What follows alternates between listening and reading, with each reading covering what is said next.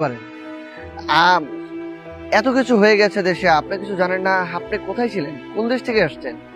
বাবা কইও না, 15 বছর আগে আজ থেকে আমি ন্যায্য কথা বলছিলাম দেখা এই সরকারের লোকেরা আমারে বাবা হায়না করে ধইরা নিয়ে গেছে।